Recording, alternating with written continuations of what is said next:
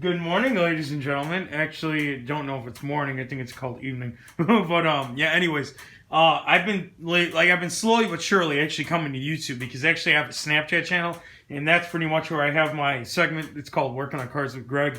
But I'm eventually going to bring it to YouTube once I actually get the chance. It's just that everybody's so used to getting on Snapchat that it's kind of hard to, put the do the two. So this is going to be a review, and I'm sorry for anyone who's looking for a quick review. This is going to be a little bit detailed, so if you're in the mood for actual conversation, stick around. I know lots of people, that watch YouTube videos like, get to the fucking point! Well, I will get to the point in a minute, okay? So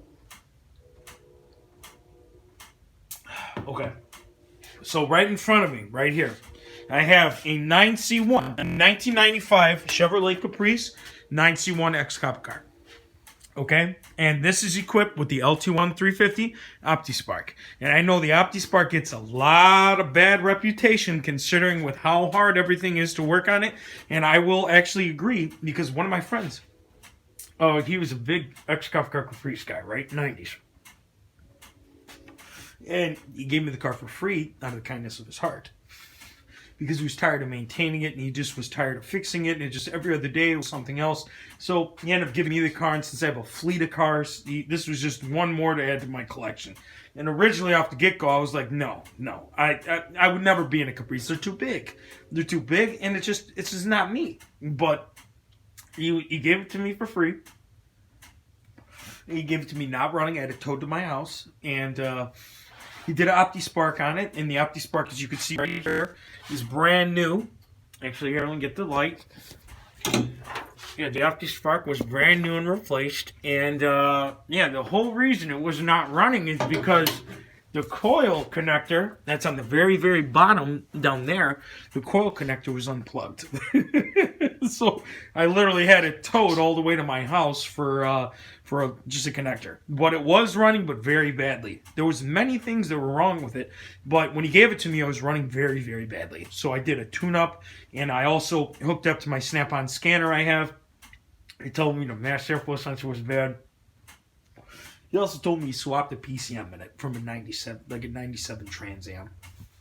And I spoke to a master certified technician who actually worked on these when these things were new, and he says he's never heard of, rarely ever heard of a PCM going bad in one of these. So he told me, once you get it running, put the original PCM back in it. So I put the original PCM back in it, and she hasn't skipped a beat once. And yeah, so pretty much as soon as I got it running, it blew a power steering line. And for anybody who has to change out power steering lines, send me a message if you want information and advice, because I'm telling you, it is not anything I would ever recommend anybody to do. It takes forever. I probably had a good 15 plus hours into the power steering lines. Yes, these LT1s are unforgiving when it comes to working on them.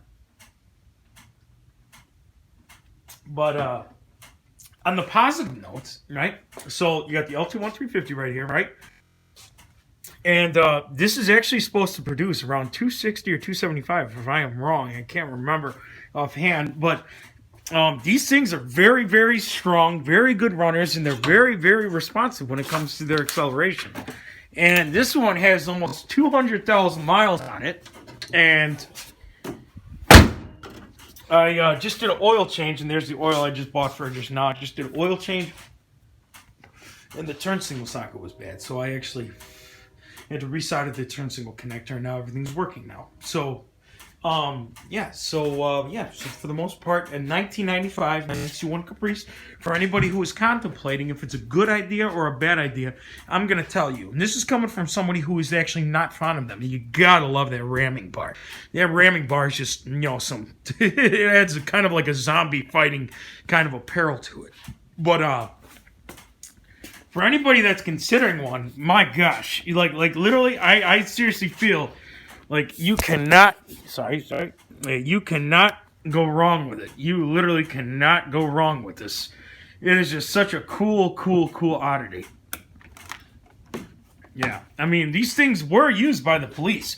And yeah, if you could actually get a look at that bubble, like the bubbly, like cushy interior, it's so nice. That pillow-like, and you gotta love that Crystal Pepsi. And the back seat is actually vinyl. I believe, for easy cleanup if anything was to happen in the back. And yeah, like this car is in remarkable condition. Well, no, I wouldn't say remarkable, but it's pretty nice for what it is. You know, not to mention my friend gave it to me for free. But yeah, if anybody was ever contemplating one, I'm gonna tell you straight up, like these things are very comfortable, and it's if you have a long commute, they're not that bad on gas. Like I know in today's day and age, if it doesn't get 30, you know, or high 20s, it's not good. But considering you got an old LT1, I average highway city combined about maybe 18.8, and that's not bad at all for an LT1 350. You know, that's not bad at all. And everybody's like, "Oh, LS swap it, LS swap it." Well, what's the point? Because you got a good runner here, and it just doesn't make any sense. In this thing, it's got to where it counts. And here, I'll do a startup of it so you guys could actually see. But yes.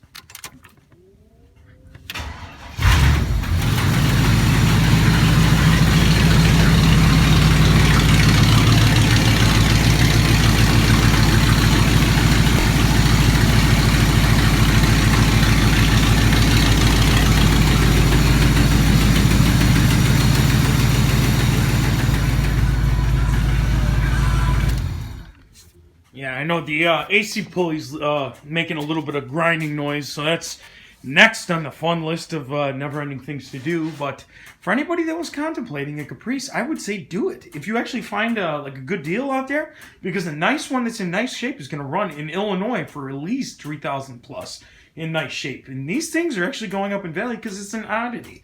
And